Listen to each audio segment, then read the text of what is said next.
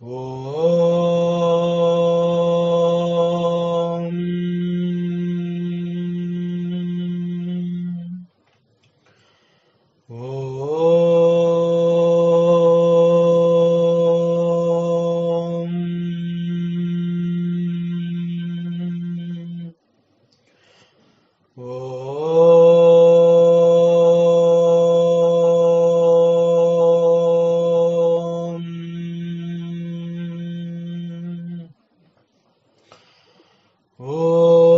सहनाववतु सहनौ भुनक्तु सह वीर्यं करवावहै तेजस्विनावधीतमस्तु मा विद्विषावहै।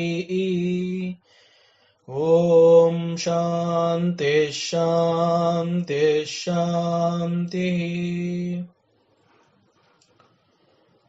ಶ್ರೀಕೃಷ್ಣ ಸರ್ವೂ ನಿನ್ನ ಸೇವೆಯಾಗಲಿ ಸ್ವಾಮಿ. ಎಲ್ಲ ಆಧ್ಯಾತ್ಮ ಬಂಧುಗಳಿಗೂ ನಮಸ್ಕಾರ ಮತ್ತು ಜ್ಞಾನದರ್ಶನಂ ವೇದಿಕೆಗೆ ಸ್ವಾಗತ.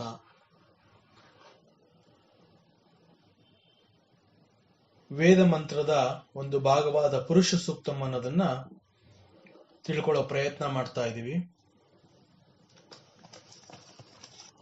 ಇಲ್ಲಿ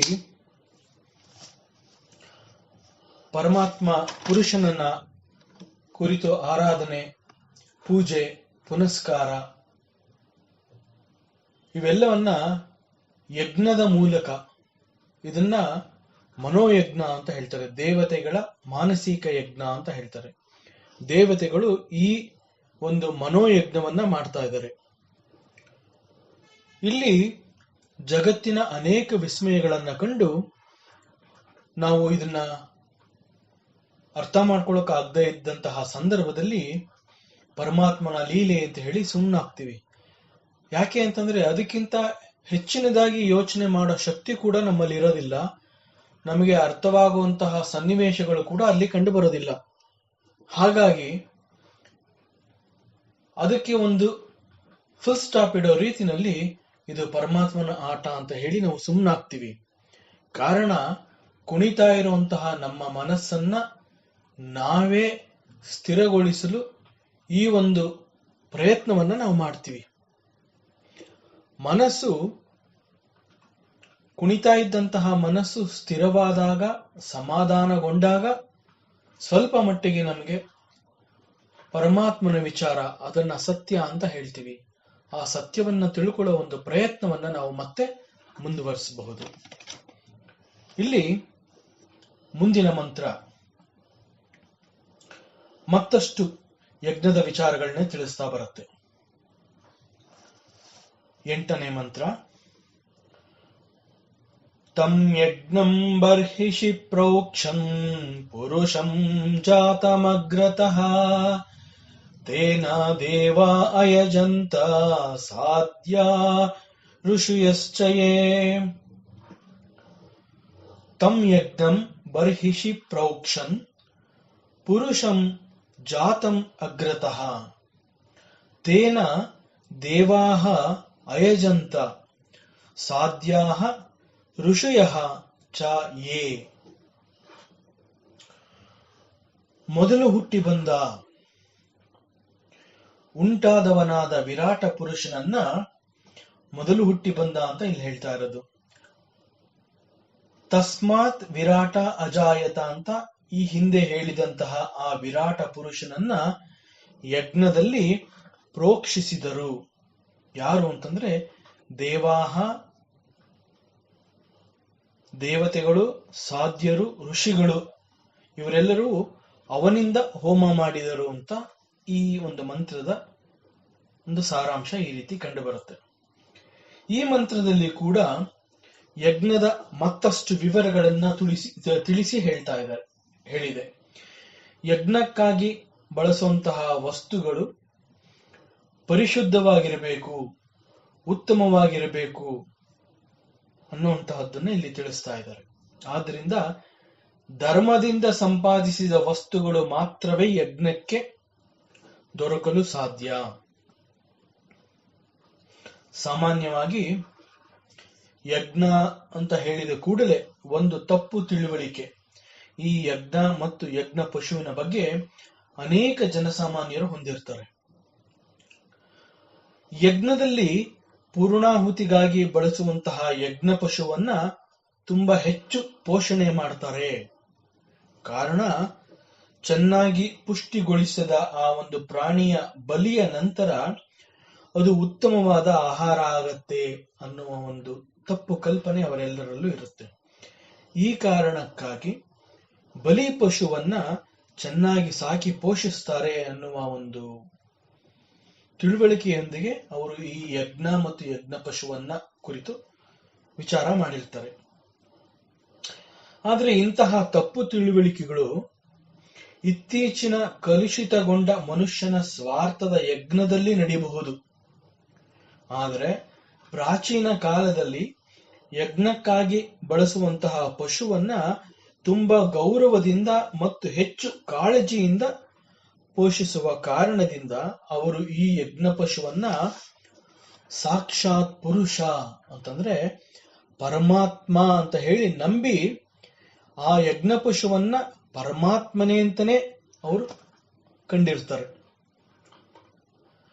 ಪೂರ್ಣಾಹುತಿಯಲ್ಲಿ ತನ್ನನ್ನು ತಾನೇ ಅರ್ಪಿಸಿಕೊಂಡ ಪರಮಾತ್ಮ ಆ ಮೂಲಕ ಮುಂದೆ ತುಂಬಾ ಉತ್ತಮವಾದ ಸೃಷ್ಟಿಯನ್ನ ಹೊರತರುವ ಬಯಕೆಯನ್ನ ಹೊಂದಿರ್ತಾನೆ.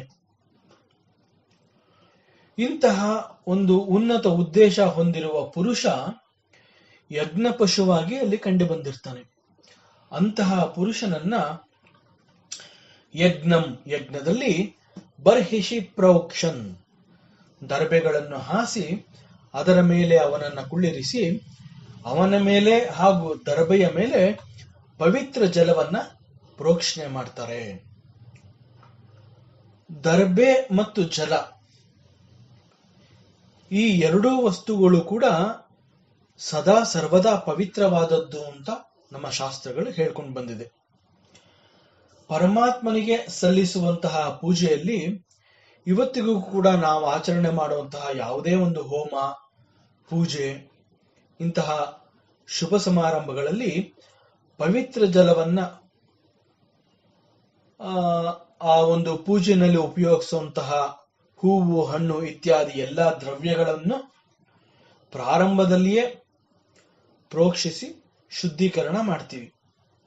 ಇಲ್ಲೂ ಕೂಡ ದರ್ಬೆಯ ಹಾಸು ಅಂತ ಹೇಳಿದಂತಹ ಆಸನದ ಮೇಲೆ ಪುರುಷನನ್ನ ಅಂತಂದ್ರೆ ಪೂರ್ಣಾಹುತಿಗಾಗಿ ಅಬದ್ನನ್ ಪುರುಷಂ ಪಶುಂ ಅಂತ ಹೇಳಿರೋ ಆ ಯಜ್ಞ ಪುರುಷನನ್ನ ಒಂದು ಯಜ್ಞಗೂಟ ಅಂತ ಹೇಳ್ತೀವಿ, ಅಲ್ಲಿ ಕಟ್ಟಿರುವಂತಹ ಯಜ್ಞ ಪಶುವನ್ನ ಈ ದರ್ಬೆಯ ಹಾಸಿನ ಮೇಲೆ ಕೂರಿಸಿ ಅವನ ಮೇಲೂ ಹಾಗೂ ದರ್ಬೆಯ ಮೇಲೂ ಪವಿತ್ರ ಜಲವನ್ನ ಪ್ರೋಕ್ಷಿಸಿ ಶುದ್ಧೀಕರಿಸ್ತಾರೆ. ಪರಮಾತ್ಮ ಅಥವಾ ಪುರುಷ ಅನ್ನುವಂತಹವನು ಮೂಲತಃ ಸತ್ವ ಮತ್ತು ಶುದ್ಧ. ಇಲ್ಲಿ ಯಜ್ಞದ ಆಚರಣೆಯಲ್ಲಿ ಒಂದು ಕ್ರಮವನ್ನ ಇಲ್ಲಿ ಅನುಸರಿಸ್ತಾ ಇರುವಂತಹದ್ದನ್ನ ತಿಳಿಸ್ತಾ ಇದೆ. ಕಾರಣ, ಇದು ದೇವತೆಗಳು ನಡೆಸ್ತಾ ಇರುವಂತಹ ಒಂದು ಮನೋಯಜ್ಞ. ಸ್ವತಃ ದೇವತೆಗಳೇ ಯಾವ ಆಚರಣೆಯನ್ನು ಬಿಡದೆ ಪಾಲಿಸ್ತಾ ಇದ್ದಾರೆ ಅಂತಂದ ಮೇಲೆ ಸಾಮಾನ್ಯರಾದ ಉಳಿದವರು ಕೂಡ ಇದನ್ನೇ ಅನುಸರಿಸಬೇಕು ಅಂತ ಮುಂದಿನ ಪೀಳಿಗೆಗೆ ಒಂದು ಮಾರ್ಗದರ್ಶನವನ್ನ ಮಾಡ್ತಾ ಇರೋದು.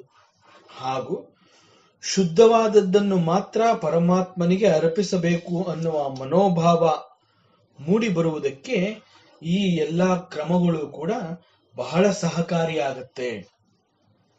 ಅದರಂತೆ ಯಜ್ಞದ ಆಹುತಿಗೆ ಆರಿಸಿರುವ ಪಶುವು ಸ್ವತಃ ಪರಮಾತ್ಮನೇ ಆದರೂ ಅವನ ಮೇಲೂ ಕೂಡ ಪ್ರೋಕ್ಷನ್ ಜಲವನ್ನ ಪ್ರೋಕ್ಷಿಸಿದರು. ಇವೆಲ್ಲವೂ ಅತಿ ಸೂಕ್ಷ್ಮವಾಗಿ ವಿಚಾರಗಳನ್ನ ತಿಳಿಸ್ತಾ ಬಂದಿದೆ. ಆಚರಣೆಗಳಲ್ಲಿ ದೋಷವಿಲ್ಲದಂತೆ ಕರ್ಮವನ್ನ ಮಾಡಬೇಕು. ಅಂತಹ ಕರ್ಮವನ್ನ ಮಾಡಿದರೆ ಮುಂದೆ ಅದು ಉತ್ತಮ ಜ್ಞಾನವನ್ನ ಒದಗಿಸತ್ತೆ.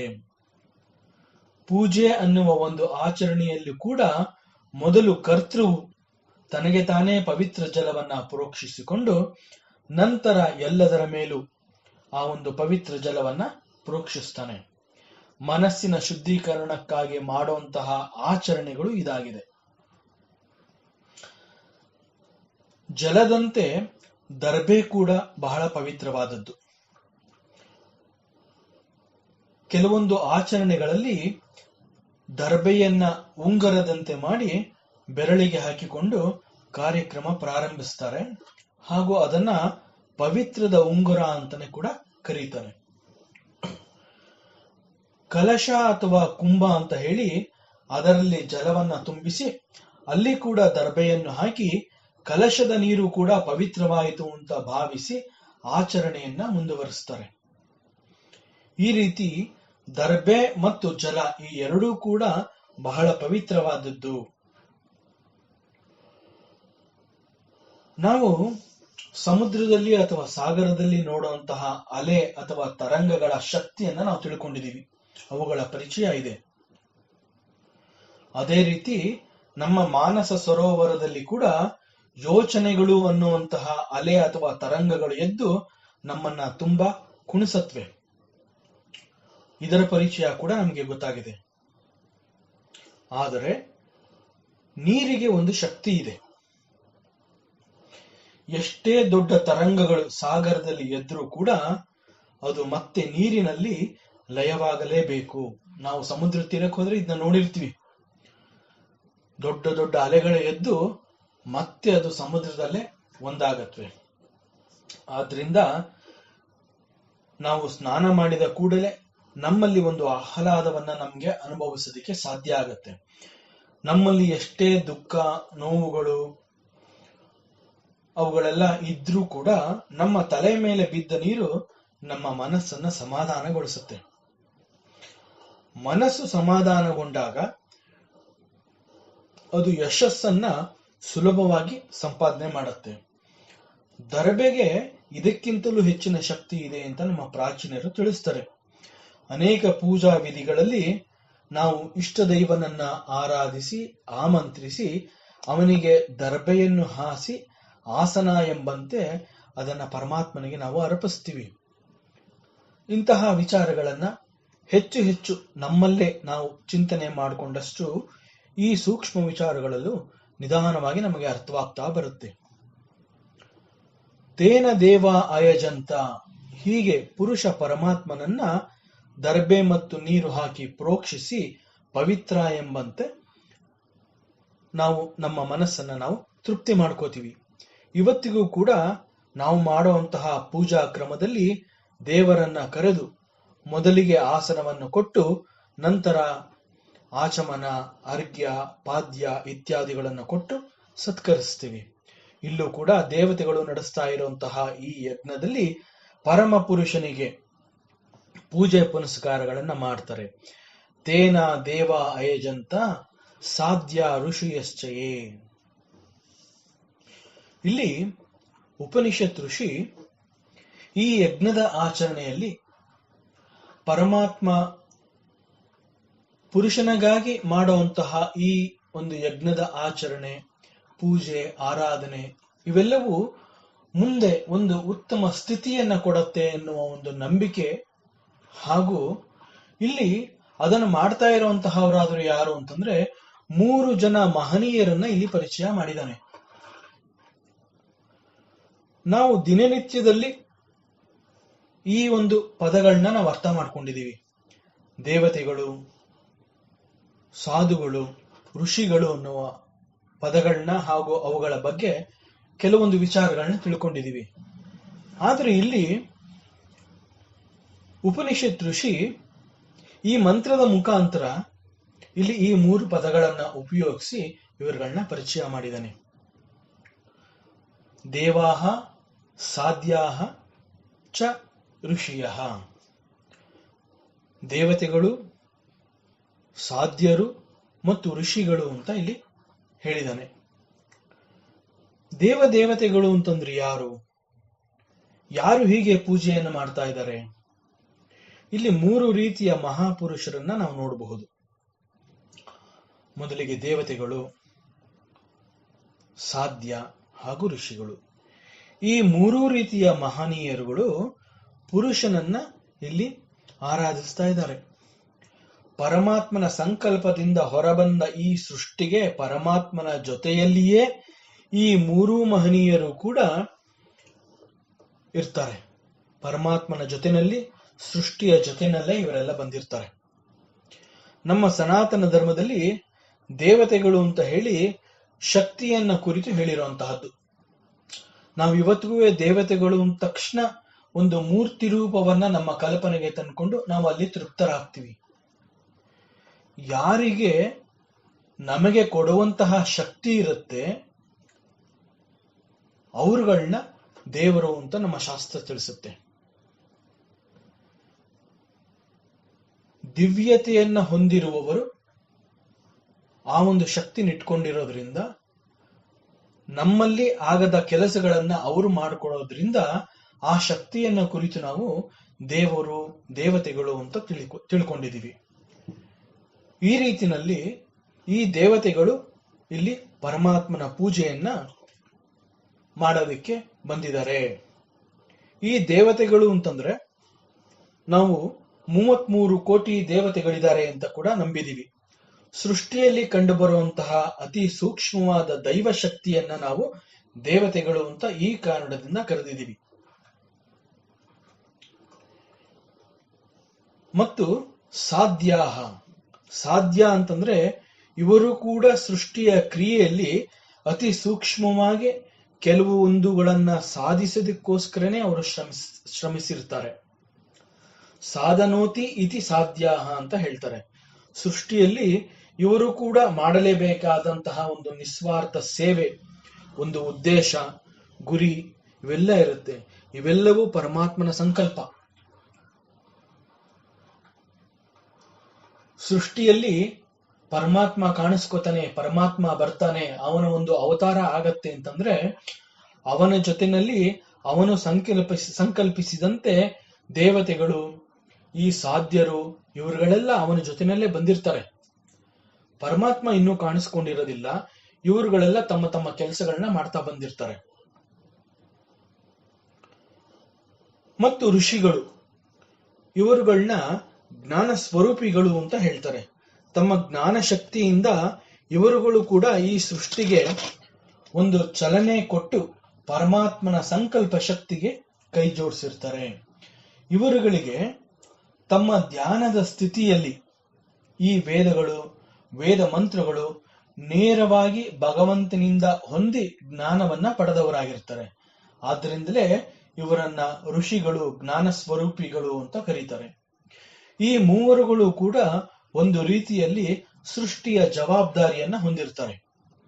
ಪರಮಾತ್ಮನ ಸಂಕಲ್ಪ ಶಕ್ತಿ ಅಂತ ಹೇಳುವ ಈ ಸೃಷ್ಟಿಯಲ್ಲಿ ಪರಮಾತ್ಮನನ್ನ ಅಂದ್ರೆ ಪುರುಷನನ್ನ ಹೀಗೆ ಈ ಮೂವರು ದೇವ, ಸಾಧ್ಯ, ಋಷಿಗಳು ಆರಾಧಿಸಿ ಪೂಜಿಸುವ ಈ ಕ್ರಮದಲ್ಲಿ ಒಂದು ಸಂದೇಶ ಇದೆ. ಒಂದು ಶುದ್ಧ ಸಂಕಲ್ಪವನ್ನ ಮಾಡಿ ಆ ಒಂದು ಕೆಲಸವನ್ನ ಪ್ರಾರಂಭಿಸಿದರೆ ಅಲ್ಲಿ ಉದ್ದೇಶ, ಗುರಿ ಇವು ಅರ್ಥಪೂರ್ಣವಾಗಿರುತ್ತೆ. ಹೀಗೆ ಒಂದು ಸಮುದಾಯದ ಏಳಿಗೆಗಾಗಿ ಅನೇಕ ಮಹನೀಯರುಗಳು ಆ ಕಾರ್ಯವನ್ನ ಯಶಸ್ವಿಯಾಗಿ ಮಾಡೋದಕ್ಕೆ ತಮ್ಮ ಸಹಕಾರವನ್ನ ಕೊಡ್ತಾರೆ. ಯಾವುದೇ ಒಂದು ಕೆಲಸ ಪೂರ್ಣವಾಗಿ ಯಶಸ್ವಿಯಾಗಬೇಕು ಅಂತಂದ್ರೆ ಅಲ್ಲಿ 4 ಅಂಶಗಳನ್ನ ನಾವು ನೋಡ್ಬೇಕಾಗತ್ತೆ. ಮೊದಲನೇದು ಶುದ್ಧ ಸಂಕಲ್ಪ, ನಂತರ ಭಗವಂತನ ಅನುಗ್ರಹ. ಸಂಕಲ್ಪ ಇದ್ದ ಮಾತ್ರಕ್ಕೆ ಆಗೋದಿಲ್ಲ, ಆ ಸಂಕಲ್ಪಕ್ಕೆ ಪರಮಾತ್ಮನ ಅನುಗ್ರಹ ಇರಬೇಕು, ಅವನ ಒಂದು ಕಾರುಣ್ಯ ಇರಬೇಕು. ಮತ್ತು ಮೂರನೇದು ಕ್ರಮಬದ್ಧವಾದ ಒಂದು ಯೋಚನೆ, ಇದನ್ನ ಪ್ಲಾನಿಂಗ್ ಅಂತ ಹೇಳ್ತಾರೆ.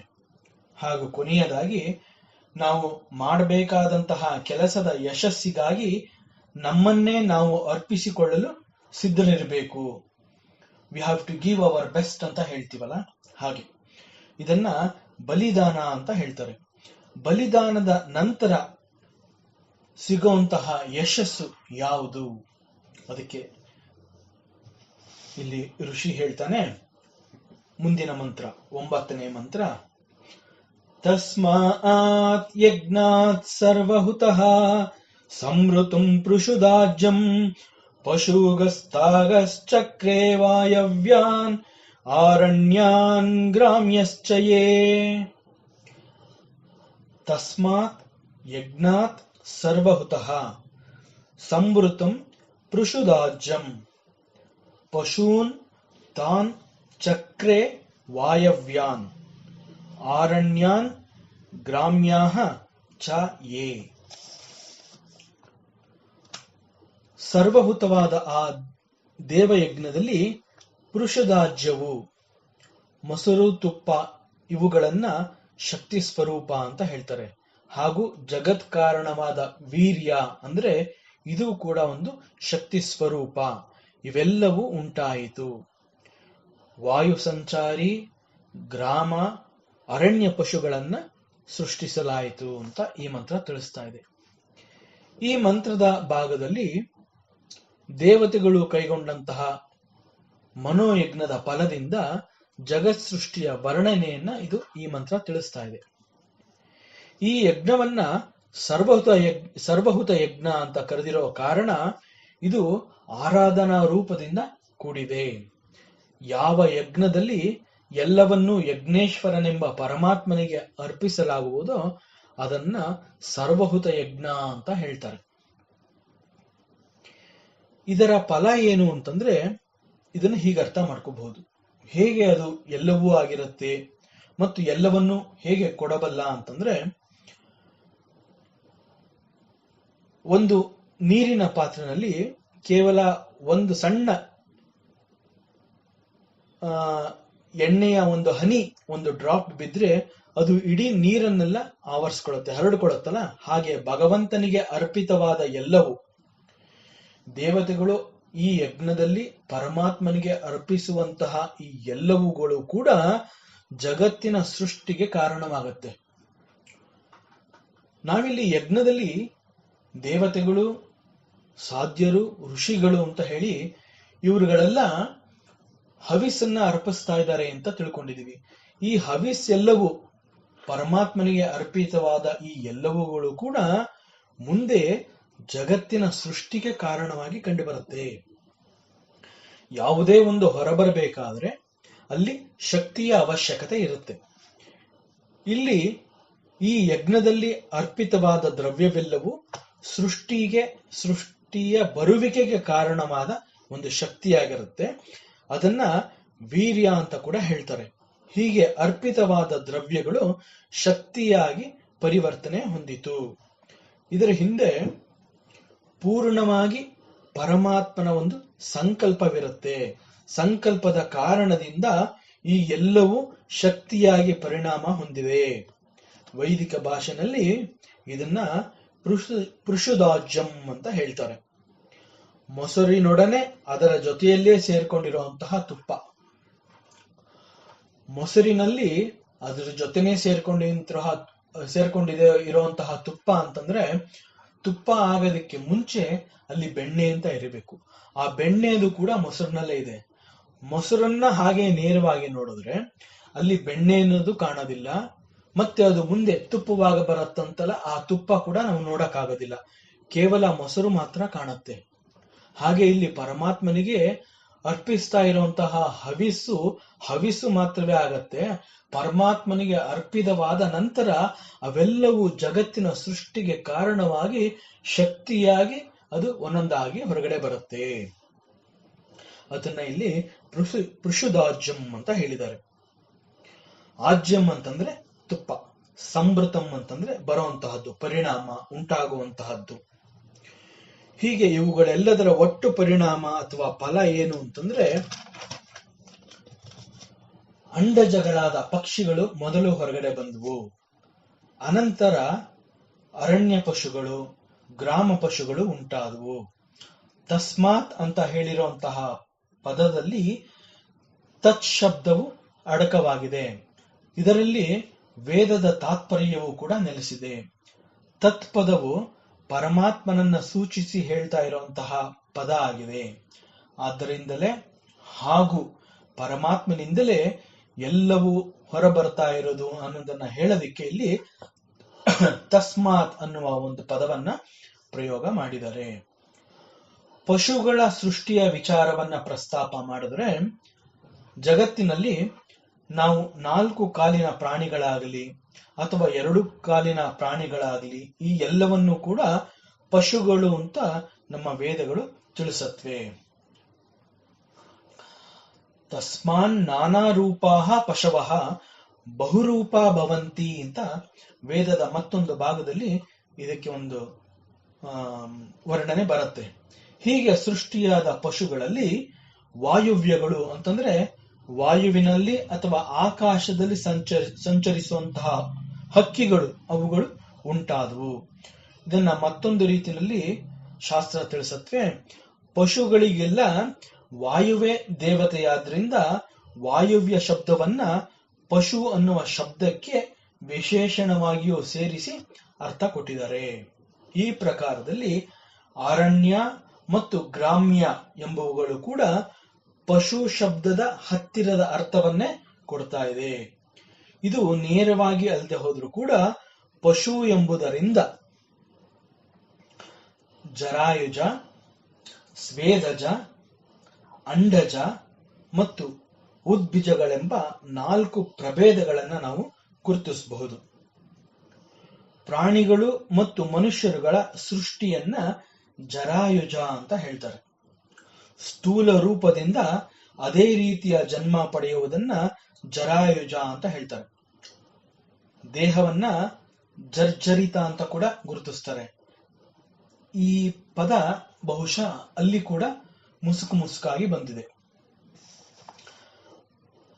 ಸ್ವೇದಜ ಅಂತಂದ್ರೆ ಕ್ರಿಮಿ ಕೀಟ ಹುಳುಗಳು ಈ ಸೃಷ್ಟಿಯನ್ನ ಹೀಗೆ ಹೇಳ್ತಾರೆ, ಸ್ವೇದಜ ಅಂತ. ಅಂಡಜ ಅಂತಂದ್ರೆ ಮೊಟ್ಟೆಯಿಂದ ಹೊರಬಂದು ಜನ್ಮ ತೆಗೆದುಕೊಳ್ಳುವಂತಹದ್ದು, ಹಕ್ಕಿಗಳು, ಪಕ್ಷಿಗಳು ಮುಂತಾದವುಗಳು. ಹಾಗೂ ಉದ್ಬಿಜ ಅಂತಂದ್ರೆ ಭೂಮಿಯಿಂದ ಮೊಳಕೆಯೊಡೆದು ಜನ್ಮ ಪಡ್ಕೊಳ್ಳುವಂತಹದ್ದು, ಹುಲ್ಲು, ಸಸ್ಯ, ಗಿಡ, ಮರಗಳು ಈ ಅರ್ಥದಲ್ಲಿ ಹೇಳಿದೆ. ಹೀಗೆ ಇವೆಲ್ಲವುಗಳಿಗೂ ಕೂಡ ಪಶು ಎಂಬುದು ಮುಖ್ಯ ಕಾರಣವಾಗಿ ಕಂಡುಬರುತ್ತೆ. ಶಾಸ್ತ್ರವು ಹೀಗೆ ವಿಚಾರಗಳನ್ನ ತಿಳಿಸಿದ್ರು ಕೂಡ ಉಪನಿಷತ್ತು ತಿಳಿಸಿರೋ ರೀತಿನಲ್ಲಿ ಜಗತ್ತು ಅನ್ನುವಂತಹದ್ದು ಮಿಥ್ಯಾರೂಪವಾದ್ದರಿಂದ ಇದರ ಬಗ್ಗೆ ಹೆಚ್ಚಿನ ಚರ್ಚೆ ಅನವಶ್ಯಕ. ಕೇವಲ ಜ್ಞಾನ ದೃಷ್ಟಿಯಿಂದ ವಿಚಾರಗಳನ್ನ ತಿಳ್ಕೋಬೇಕಾಗತ್ತೆ. ಜಗತ್ತನ್ನು ಮಿಥ್ಯಾರೂಪ ಅಂತ ಹೇಳಿ ಜಗತ್ತನ್ನ ಕಡೆಗಣಿಸಿದ್ರೆ ನಮಗೆ ಸತ್ಯ ತಿಳಿಯೋದಕ್ಕೆ ಸಾಧ್ಯ ಇಲ್ಲ. ಮಿಥ್ಯಾರೂಪದ ಜಗತ್ತಿನಿಂದ ಸತ್ಯವನ್ನ ನಾವು ತಿಳ್ಕೋಬೇಕು. ಇದೆಲ್ಲ ಜ್ಞಾನ ಮಟ್ಟದಲ್ಲಿ ನಡೆಯುವಂತಹ ಚಿಂತನೆಗಳು. ಇಂತಹ ವಿಚಾರಗಳನ್ನೊಳಗೊಂಡ ಮಂತ್ರ ಇದಾಗಿದೆ. ಆದರೂ ಕೂಡ ಇದನ್ನ ಮತ್ತಷ್ಟು ಆಳವಾಗಿ ಅಧ್ಯಯನ ಮಾಡಬೇಕಾಗಿದೆ. ದೇವತೆಗಳ ಯಜ್ಞವನ್ನ ಸರ್ವಹುತಃ ಅಂತ ಕರೆದಿರುವ ಕಾರಣ ಈ ಯಜ್ಞದಲ್ಲಿ ಎಲ್ಲವನ್ನೂ ಅರ್ಪಣೆ ಮಾಡಲಾಗಿದೆ. ಇಲ್ಲಿ ಎಲ್ಲವನ್ನೂ ಅಂತಂದ್ರೆ ಕೇವಲ ದ್ರವ್ಯಗಳನ್ನು ಮಾತ್ರ ಕುರಿತು ಹೇಳಿದೆಯಾ ಅಂತಂದ್ರೆ ಅಷ್ಟು ಮಾತ್ರ ಅಲ್ಲ. ಯಜ್ಞದಲ್ಲಿ ಎಲ್ಲವನ್ನೂ ಅರ್ಪಣೆ ಮಾಡಿರೋದ್ರಿಂದ ಸರ್ವಹುತಃ ಅಂತಂದ್ರೆ ಸರ್ವಹುತಃ ಅಂತಂದ ಮೇಲೆ ಅಲ್ಲಿ ಇನ್ನೇನೂ ಉಳ್ಕೊಂಡಿರಬಾರದು. ಆ ರೀತಿನಲ್ಲಿ ಅದು ಎಲ್ಲವೂ ಅರ್ಪಣೆ ಆಗಿರಬೇಕು.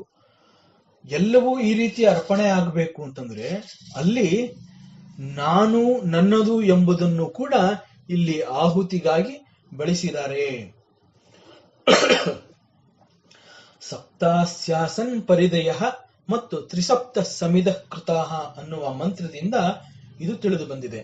ಈ ದೇವಯಜ್ಞದಲ್ಲಿ ಆಹುತಿಗಾಗಿ ಹವಿಸ್ಸು ಮತ್ತು ಎಲ್ಲವುಗಳನ್ನ ಅರ್ಪಿಸಿರುವುದು ಮತ್ತು ಕೊನೆಯಲ್ಲಿ ಪೂರ್ಣಾಹುತಿಗಾಗಿ ಪುರುಷನನ್ನ ಯಜ್ಞ ಪಶುವಾಗಿ ಕಟ್ಟಿ ಕೊನೆಗೆ ಅವನೇ ಯಜ್ಞಕ್ಕೆ ಆಹುತಿಯಾಗಿರ್ತಾನೆ.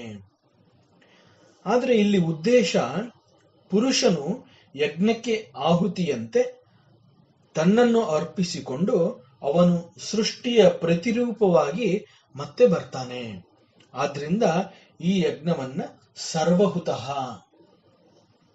ಈ ರೀತಿ ಕೂಡ ಇದನ್ನ ಕರೆದಿದ್ದಾರೆ.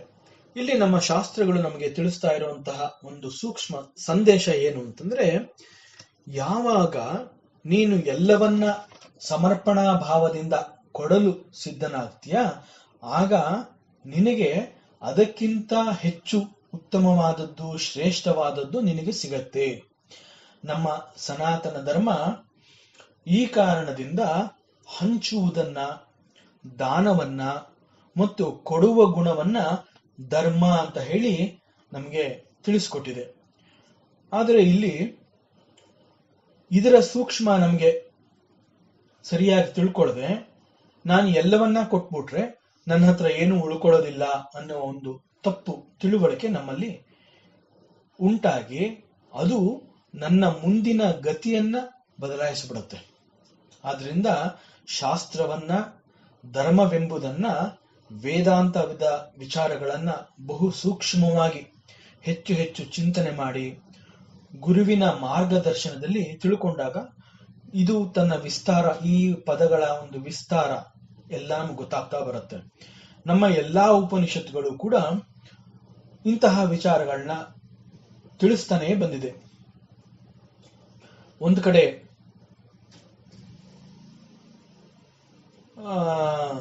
ಈಶಾವಾಸ್ಯ ಉಪನಿಷತ್ನಲ್ಲಿ ಒಂದ್ ಕಡೆ ಪ್ರಾರಂಭದಲ್ಲೇ ಬರುತ್ತೆ, ತೇನ ತ್ಯಕ್ತೇನ ಭುಂಜೀತ ಮಾಗೃದ ಕಸ್ಯ ಸ್ವಿಧನಂ.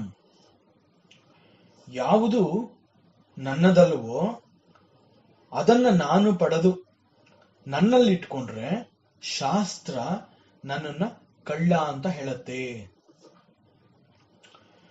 ಈ ಧೃತರಾಷ್ಟ್ರ ಅನ್ನುವ ಪದದ ಅರ್ಥ ಕೂಡ ಇದೇ ಆಗಿದೆ. ಧೃತರಾಷ್ಟ್ರಂ ಏನ ಸಹ, ಯಾವ ರಾಜ್ಯವು ತನ್ನದಲ್ವೋ ಅದನ್ನು ತನ್ನದೇ ಅಂತ ಹೇಳಿ ಮೋಹಿಸಿ ಹಿಡಿದಿಟ್ಕೊಂಡಿರುವಂತಹದ್ದು. ಆದ್ರಿಂದ ಅವನನ್ನ ಧೃತರಾಷ್ಟ್ರ ಅಂತ ಹೇಳ್ತಾರೆ. ಆದ್ರಿಂದ ನಮ್ಮ ಧರ್ಮ ನಮ್ಮಲ್ಲಿರುವುದನ್ನ ನಮಗೂ ಹಾಗೂ ಅವಶ್ಯಕತೆ ಇರುವ ಎಲ್ಲರಿಗೂ ಅದು ಸಿಗೋ ಹಾಗೆ ಹಂಚುವುದನ್ನ ದಾನ ಎಂಬ ಧರ್ಮದ ಕ್ರಿಯೆ ಅಂತ ತಿಳಿಸ್ಕೊಟ್ಟಿದೆ. ಇಲ್ಲೂ ಕೂಡ ಪುರುಷನು ಸುಂದರ ಸೃಷ್ಟಿಗಾಗಿ, ಶ್ರೇಷ್ಠವಾದ ಜಗತ್ತಿಗಾಗಿ ತನ್ನನ್ನು ತಾನು ಯಜ್ಞದಲ್ಲಿ ಅರ್ಪಿಸ್ಕೋತಾನೆ. ಸಂವೃತಂ ಪೃಷುದಾಜ್ಯಂ, ಪೂರ್ಣಾಹುತಿಯಾದ ನಂತರ ಅಲ್ಲಿ ಹೊರಬಂದಿದ್ದಾದ್ರೂ ಏನು ಹಾಗರೆ? ತಸ್ಮಾತ್ ಯಜ್ಞಾತ್ ಸರ್ವಹುತಃ ಮಂತ್ರದ ಈ ಭಾಗ ಇಲ್ಲಿ ಎರಡು ಕಡೆ ಬರುತ್ತಿದ್ದು. ಕಾರಣ, ನಾವು ಎಲ್ಲವನ್ನೂ ಬಿಟ್ಟುಕೊಡಲು ಕಲಿಬೇಕು. ಯಾವುದೂ ಕೂಡ ನನ್ನದಲ್ಲ, ಪ್ರತಿಯೊಂದು ಪರಮಾತ್ಮನದು. ಸಮರ್ಪಣಾ ಭಾವದಿಂದ ಎಲ್ಲವನ್ನೂ ಅರ್ಪಿಸಿದಾಗ ಅಲ್ಲಿ ನಾನು, ನನ್ನದು ಅನ್ನುವ ಅಹಂಭಾವ ನಾಶ ಆಗತ್ತೆ. ಅಹಂಭಾವ ನಾಶ ಆದಾಗ ಅಲ್ಲಿ ಉಳ್ಕೊಳ್ಳುವಂತಹದ್ದು ಕೇವಲ ಒಂದು ಶುದ್ಧ ಪ್ರಜ್ಞೆ. ಆ ಶುದ್ಧ ಪ್ರಜ್ಞೆ ವಿಶ್ವ ಪ್ರಜ್ಞೆಯೊಂದಿಗೆ ಒಂದಾಗತ್ತೆ. ಆ ವಿಶ್ವ ಪ್ರಜ್ಞೆಯನ್ನೇ ನಾವು ಭಗವಂತ, ಪರಮಾತ್ಮ, ದೇವರು, ಈಶ್ವರ, ವಿಷ್ಣು, ಹೀಗೆ ಅನೇಕ ಹೆಸರುಗಳಿಂದ ನಾವು ಕರಿತೀವಿ. ಎಲ್ಲವನ್ನೂ ನಮಗಾಗಿ ಬಿಟ್ಟುಕೊಟ್ಟ ಭಗವಂತನೊಂದಿಗೆ ಒಂದಾದಾಗ, ಹಾಗೂ ಎಲ್ಲವೂ ಭಗವಂತನದೇ ಅಂತಂದ ಮೇಲೆ ನಾವು ಅವನೊಂದಿಗೆ ಒಂದಾಗಿರೋದ್ರಿಂದ ಎಲ್ಲವೂ ನಮ್ಮದೇ ಆಗಿರುತ್ತೆ. ಈ ಅರ್ಪಣಾ ಭಾವ ಅನ್ನೋದು ಬಂದಾಗ ನಮಗೆ ಇಂತಹ ವಿಚಾರಗಳೆಲ್ಲ ಗೊತ್ತಾಗ್ತಾ ಬರುತ್ತೆ. ಆದ್ರಿಂದ ಅರ್ಪಣಾ ಭಾವ ಅನ್ನುವಂತಹದ್ದು ಕೇವಲ ಕೊಟ್ಟುಬಿಡೋದು ಅನ್ನುವಂತಹದ್ದು ಮಾತ್ರ ಅಲ್ಲ, ಅದು ನಮ್ಮನ್ನ ಹೆಚ್ಚು ಶ್ರೀಮಂತಗೊಳಿಸತ್ತೆ. ಇಂತಹದ್ದು ಸದಾಕಾಲ ನಮ್ಮಲ್ಲಿರಲಿ, ನಮ್ಮ ಚಿತ್ತದಲ್ಲಿರಲಿ, ನಮ್ಮ ಸ್ಮರಣೆಯಲ್ಲಿ ಇಂತಹ ಒಂದು ವಿಚಾರಗಳು ಸದಾಕಾಲ ಅನುಸಂಧಾನವಾಗ್ತಾ ಇರಲಿ ಅನ್ನುವ ಕಾರಣಕ್ಕಾಗಿ ತಸ್ಮಾತ್ ಯಜ್ಞಾತ್ ಸರ್ವಹುತಃ ಅನ್ನುವಂತಹದ್ದು 2 ಸಲ ಬಂದಿದೆ. ಇದು ಕೆಲವು ಅನುಭವಿಗಳು ಕೊಟ್ಟಿರುವಂತಹ ಭಾಷ್ಯ. ಆದ್ರಿಂದ ದೇವತೆಗಳು ಈ ಯಜ್ಞದಲ್ಲಿ ಎಲ್ಲವನ್ನ ಅರ್ಪಿಸಿದರು. ಸಂವೃತಂ ಪೃಷುದಾಜ್ಯಂ, ತುಪ್ಪವು ಮೊಸರಿನೊಂದಿಗೆ, ಅಂದ್ರೆ ತುಪ್ಪ ಹಾಗೂ ಮೊಸರು ಎರಡೂ ಕೂಡ ಉಂಟಾದವು.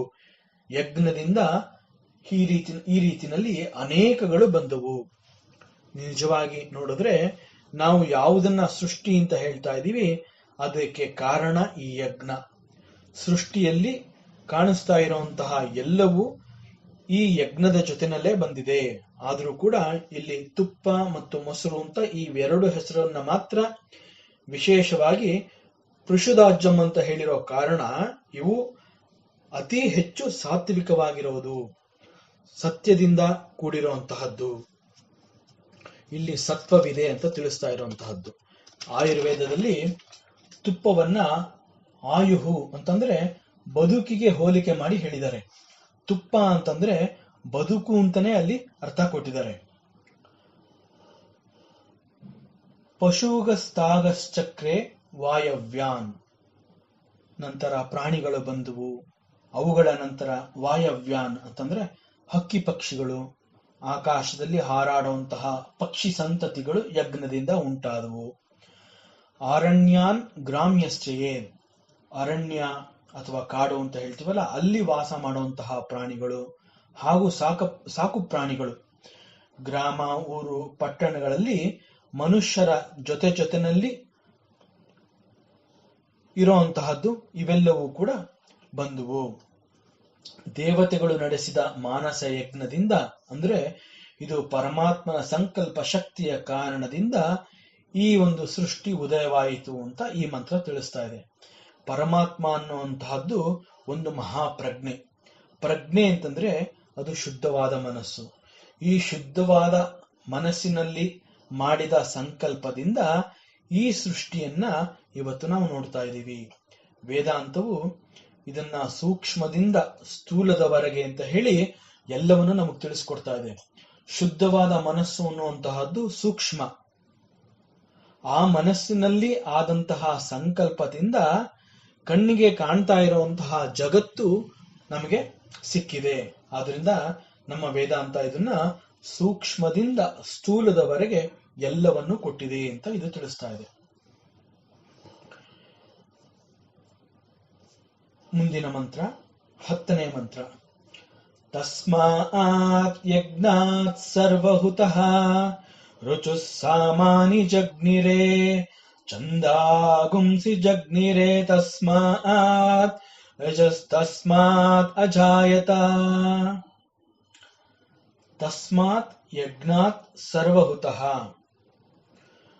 ರುಚಃ ಸಾಮಾನಿ ಜಗ್ನಿರೇ ಚಂದಾಂಸಿ ಜಗ್ನಿರೇ ತಸ್ಮಾತ್ ಯಜುಹು ತಸ್ಮಾತ್ ಅಜಾಯತ. ಸರ್ವಹುತವಾದ ಆ ಯಜ್ಞದ ಫಲವಾಗಿ ಋಕ್ಕುಗಳು, ಸಾಮಗಳು, ಛಂದಸ್ಸುಗಳು ಹುಟ್ಟಿದವು ಹಾಗೂ ಯಜಸ್ಸು ಕೂಡ ಅದರಿಂದಲೇ ಹುಟ್ಟಿತು ಅಂತ ಈ ಮಂತ್ರ ತಿಳಿಸ್ತಾ ಇದೆ. ಈ ಮಂತ್ರದ ಮೂಲಕ ಸೃಷ್ಟಿಯ ಮತ್ತಷ್ಟು ವಿವರಗಳನ್ನ ಮುಂದುವರಿಸಿ ಇಲ್ಲಿ ವಿಚಾರಗಳನ್ನ ತಿಳಿಸ್ತಾ ಇದೆ. ಉತ್ಕೃಷ್ಟವಾದ ವೇದಗಳು, ವಾಗ್ಮಯಗಳು ಈ ಯಜ್ಞದಿಂದ ಉಂಟಾದವು. ಆದರೆ ಯಜ್ಞ ಮತ್ತು ವೇದ ಈ ಹೆಸರುಗಳು ಮುಖ್ಯಾರ್ಥದಲ್ಲಿ ಭಗವಂತನಿಗೆ ಸೇರ್ಬೇಕಾಗಿರುವಂತಹದ್ದು. ಆದ್ರಿಂದ ವೇದಗಳು ಹುಟ್ಟಿದವು ಅನ್ನುವಂತಹದ್ದು ಕೇವಲ ಒಂದು ತಿಳುವಳಿಕೆ ಅಂತಂದ್ರೆ ನಮ್ಗೆ ಅರ್ಥ ಮಾಡ್ಕೊಳ್ಳೋದಕ್ಕೋಸ್ಕರ ಆ ರೀತಿ ಹೇಳಿದೆ. ವೇದಗಳಿಗೆ ಹುಟ್ಟು ಅನ್ನುವಂತಹದ್ದು ಇಲ್ಲ. ಪರಮಾತ್ಮ ಸ್ವರೂಪವೇ ಈ ವೇದಗಳಾಗಿರೋದ್ರಿಂದ ಪರಮಾತ್ಮನನ್ನ ನಾವು ಅಜಹ ಅಂತ ಹೇಳ್ತೀವಲ್ಲ, ಆ ಅರ್ಥದಲ್ಲಿ ವೇದಗಳು ಕೂಡ ಸದಾಕಾಲ ಇರುವಂತಹದ್ದು, ಎಂದಿನಿಂದಲೂ ಇರುವಂತಹದ್ದು.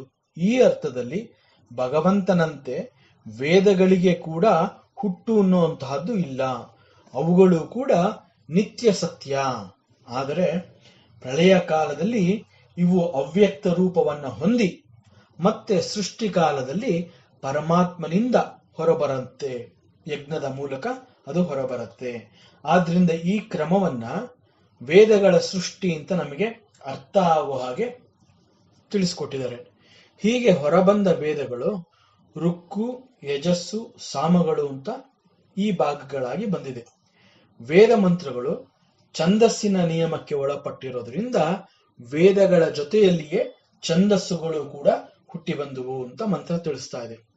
ಸೃಷ್ಟಿಯಲ್ಲಿ ವೇದಗಳ ಸೃಷ್ಟಿಗೆ ಒಂದು ಮಹತ್ತರವಾದ ಕಾರಣ ಇದೆ. ವೇದಗಳಲ್ಲಿ ಅಡಗಿರುವಂತಹ ಜ್ಞಾನ ರಾಶಿಯು ಜಗತ್ತಿನ ಬದುಕಿಗೆ ಆಧಾರವಾಗಿದೆ. ನಾವು ಇದನ್ನ ನೇರವಾಗಿ ಅರ್ಥ ಮಾಡ್ಕೋತಾ ಇಲ್ಲ. ಇವತ್ತಿನ ಈ ಒಂದು ಫಾಸ್ಟ್ ಯುಗ, ಇವತ್ತಿನ ಈ ಒಂದು ಜಗತ್ತಿಗೂ ಈ ವೇದ ಮಂತ್ರಗಳಿಗೂ ಏನ್ ಅರ್ಥ ಇದೆ ಅಂತ ಅನೇಕರಿಗೆ ಅನ್ಸುತ್ತೆ. ಆದ್ರೆ ಈ ವೇದಗಳ ಸಹಾಯ ಇದ್ದ ಹೋದ್ರೆ ಈ ಜಗತ್ತು ಅನ್ನುವಂತಹದ್ದು ಚಲನೆಗೆ ಸಿಗ್ತಾ ಇರ್ಲಿಲ್ಲ, ಅಂತಂದ್ರೆ ಮುಂದುವರಿತಾ ಇರಲಿಲ್ಲ. ಈ ಜಗತ್ತಿನಲ್ಲಿ ಎಲ್ಲವೂ ಸ್ತಬ್ಧವಾಗ್ತಾ ಇತ್ತು. ಜಗತ್ತಿಗೆ ಚಲನೆ ಕೊಟ್ಟಿದ್ದೆ ಈ ವೇದಗಳು. ಆದ್ರಿಂದ ವೇದಗಳಲ್ಲಿ ಅಡಗಿರುವ ಜ್ಞಾನ ರಾಶಿಯು ಜಗತ್ತಿನ ಬದುಕಿಗೆ ಆಧಾರವಾಗಿದೆ. ಅದಕ್ಕೆ ಹೇಳ್ತಾರೆ, ಕತ್ತಲಿನಲ್ಲಿ ಮನುಷ್ಯ ಏನನ್ನೂ ಮಾಡಲಾಗದೆ ಹೇಗೆ ಒದ್ದಾಡ್ತಾನೆ, ಆ ರೀತಿನಲ್ಲಿ ಜ್ಞಾನ ಅನ್ನುವಂತಹದ್ದು ಇಲ್ಲದೆ ಹೋಗಿದ್ದಿದ್ರೆ ಮನುಕುಲದ ಏಳಿಗೆ ಅನ್ನೋದು ಸಾಧ್ಯವಾಗ್ತಾ ಇರಲಿಲ್ಲ. ವೇದಗಳು ಇಂತಹ ಜ್ಞಾನ ಮಾರ್ಗವಾಗಿ ಮನುಷ್ಯನಿಗೆ ಪುರುಷಾರ್ಥಗಳನ್ನ ಕೊಟ್ಟು ಅವುಗಳ ಪ್ರಾಪ್ತಿಯ ದಾರಿಯನ್ನ ತೋರಿಸ್ತಾ ಇದೆ. ಮನುಷ್ಯನ ಬೆಳವಣಿಗೆಗೆ ಎದುರಾಗಬಹುದಾದ ಅನೇಕ ರೀತಿಯ ತೊಂದರೆಗಳಿಗೆ ಪರಿಹಾರವನ್ನು ಕೂಡ ಈ ವೇದ ಮಂತ್ರಗಳೇ ಒದಗಿಸ್ತಾ ಇದೆ. ಮನುಷ್ಯನಿಗೆ ಸಾಮಾನ್ಯವಾಗಿ ಸಾವು ಅಥವಾ ಮರಣ ಅಂತಂದ್ರೆ ಒಂದು ರೀತಿಯ ಹೆದರಿಕೆ ಇರುತ್ತೆ. ಅದರಲ್ಲೂ ಕೂಡ ಅಕಾಲ ಮೃತ್ಯು ಅನ್ನುವಂತಹದ್ದು ಮನುಷ್ಯನನ್ನ ಮತ್ತಷ್ಟು ಹೆದರಿಸುತ್ತೆ. ಮನುಷ್ಯನು ಮೃತ್ಯು ಭಯವನ್ನ ನಿವಾರಿಸಿಕೊಂಡು ಬದುಕಿರುವಷ್ಟು ಕಾಲವು ಶರೀರ ಇಂದ್ರಿಯಗಳ ಸಹಕಾರದಿಂದ ಚಟುವಟಿಕೆಗಳಿಂದ ಲೌಕಿಕ ವ್ಯವಹಾರವನ್ನ ಸರಾಗವಾಗಿ ನಡೆಸಬೇಕು ಅಂತಂದ್ರೆ ಈ ವೇದಗಳು ಸಾಕಷ್ಟು ಜ್ಞಾನವನ್ನ ಕೊಡುತ್ತೆ. ಮನುಷ್ಯನಿಗೆ ಅತಿ ಮುಖ್ಯವಾದದ್ದು ಅಂತಂದ್ರೆ ಆಹಾರ. ಇದು ಅವನ ಮೊದಲ ಆದ್ಯತೆ. ಆಹಾರದ ಬಗ್ಗೆ ಚಿಂತನೆ ಬರೋದಕ್ಕೆ ಮೊದಲು ಮನುಷ್ಯನಿಗೆ ಹಸಿವು ಅನ್ನುವಂತಹದ್ದು ತಿಳಿಬೇಕು. ಮನುಷ್ಯನಿಗೆ ಹಸಿವು ಅನ್ನೋದು ತಿಳಿಯೋದು ಕೂಡ ಒಂದು ಜ್ಞಾನ ಶಕ್ತಿ. ಹಸಿವೆ ಆಗಿರುವ ಅನುಭವದ ಕಾರಣದಿಂದ ಹಸಿವೆ ಆದಾಗ ಅವನು ಅನ್ನ ತಿನ್ಬೇಕು ಅನ್ನೋ ಒಂದು ಬಯಕೆಯನ್ನ ಹೊಂದುತ್ತಾನೆ. ಅನ್ನ ಬೇಕು ಅನ್ನೋದು ಗೊತ್ತಾಗೋದು ಅವನಿಗೆ ತನ್ನಲ್ಲಿ ಹಸಿವೆ ಅನ್ನೋದು ಇದೆ. ಹೀಗೆ ಮನುಷ್ಯನ ಬದುಕಿಗೆ, ಅವನ ಉದಯಕ್ಕೆ ಈ ಜ್ಞಾನ ಅನ್ನೋದು ಬಹು ಮುಖ್ಯವಾದ ಕೊಡುಗೆಯನ್ನ ಕೊಡುತ್ತೆ. ಈ ಜ್ಞಾನ ರಾಶಿ ಎಲ್ಲ ಅಡಗಿರುವಂತಹದ್ದು ವೇದಗಳಲ್ಲಿ, ವೇದ ಮಂತ್ರಗಳಲ್ಲಿ. ಆದ್ರಿಂದ ವೇದ ಮಂತ್ರಗಳಿಗೂ ಮನುಷ್ಯನಿಗೂ ಮತ್ತು ಈ ಜಗತ್ತಿಗೂ ನೇರವಾದ ಹೊಂದಾಣಿಕೆ ಇದೆ. ಹೀಗೆ ಮತ್ತಷ್ಟು ವಿಚಾರಗಳನ್ನ ಮತ್ತೊಂದು ದಿನದಲ್ಲಿ ನೋಡೋಣ. ಓಂ ಪೂರ್ಣಮದಃ ಪೂರ್ಣಮಿದಂ ಪೂರ್ಣಾತ್ ಪೂರ್ಣಮುದಚ್ಯತೆ ಪೂರ್ಣಸ್ಯ ಪೂರ್ಣಮಾದಾಯ ಪೂರ್ಣಮೇವಾವಶಿಷ್ಯತೆ. ಓಂ ಶಾಂತಿ ಶಾಂತಿ ಶಾಂತಿ. ಈ ದಿನದ ಪ್ರವಚನ ಸೇವೆಯನ್ನ ಪರಮಾತ್ಮ ಶ್ರೀಕೃಷ್ಣನ ಪಾದಚರಣೆಗಳಿಗೆ ಅತ್ಯಂತ ಭಕ್ತಿಯಿಂದ ಶ್ರದ್ಧೆಯಿಂದ ಅರ್ಪಿಸೋಣ. ಶ್ರೀಕೃಷ್ಣಾರ್ಪಣಮಸ್ತು.